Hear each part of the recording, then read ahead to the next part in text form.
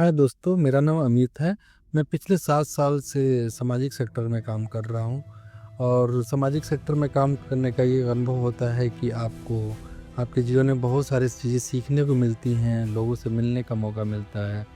इसीलिए मैंने इस करियर को चुना था। तो इसमें बहुत सारी कहानियाँ होती हैं जो आपके साथ आपको समय-समय पे सिखाती जाती हैं। तो अभी मेरे पास भी एक सेंटर चलता है जिसमें बच्चों के साथ हम ड्रॉप आउट बच्चों के साथ काम करते हैं जो यूपी, बिहार, झारखंड खासकर ऐसे जगहों से आते हैं। इनके माँ-बाप यहाँ गुड़गाँव में अपने ज़रूरतों को पूरा करने के लिए अपने काम की तलाश में यहाँ आके भटकते हैं और छोटे-मोटे जॉब करते हैं। जैसे कोई सिक्योरिटी गार्ड है, सफाई कर्मी है, मेड है, सफाई है, घर का केयर टेकर है।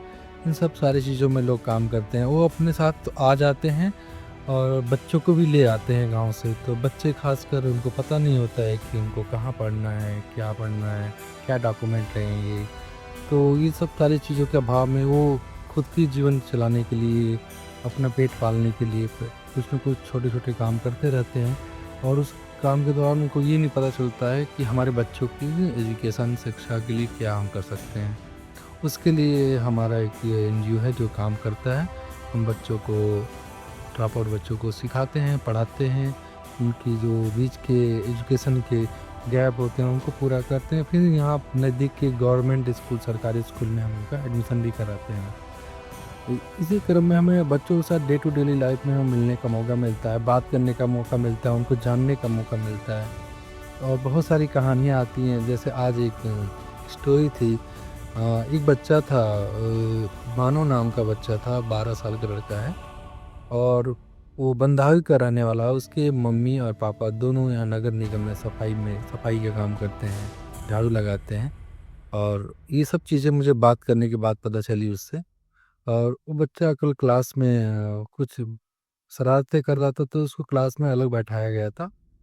वो आके बैठा कुछ देर और कुछ देर बैठने के बाद तो वो चुपचाप बैठा था और हमने पूछा कैसा क्या कर रहे हो, क्यों ऐसी बदमाशी कर रहे हो? तो उसने कुछ नहीं बोला, शांत था और अजीब टाइप का व्यवहार कर रहा था। फिर हमने उसको देखा क्लासरूम में, खाली क्लासरूम में वो चॉक लिया और उसपे 2, 3, 4, 5, 6 के पहाड़े लिखना शुरू कर दिया, टेबल्स। तो वो मैंने देखा वो लिख रहा था। फिर उसके बाद हम एक बच्चे आगे वापस मेन क्लासरूम में सब बैठे थे तो मैंने कुछ स्टोरी सुनाई उनको, कहानियाँ सुनाई। कहानियाँ सुनाने के बाद मैंने एक टास्क दिया कि जो आपकी कहानियों में फ़ोटो हैं, उस फ़ोटो को पिक्चर को आपको ड्रॉ करना है अपने कॉपी में। तो सब बच्चे कर रहे थे। मुझे बहुत आश्चर्य हुआ कि जब वो बच्चा जो कि मुझे लगा पहली बार में कि ये बदमाश टाइप का है, इसको कुछ पढ़ने में मन नहीं है, चाहे इसका इंटरेस्ट नहीं है।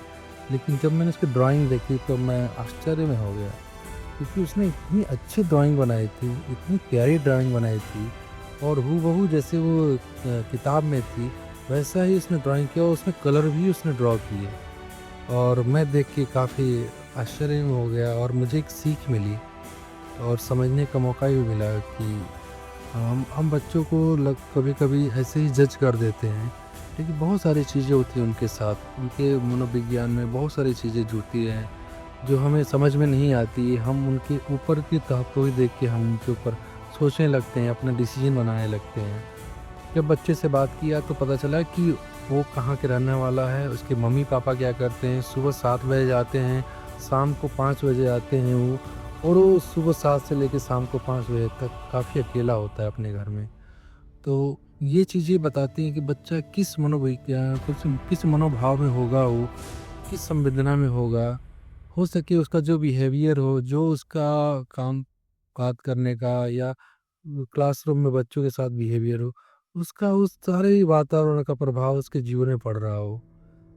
तब जाके बच्चा ऐसा कुछ बिहेवियर करता हो जो हमें सामने दिखते हुए हमें अच्छा नहीं लगता है कभी-कभी।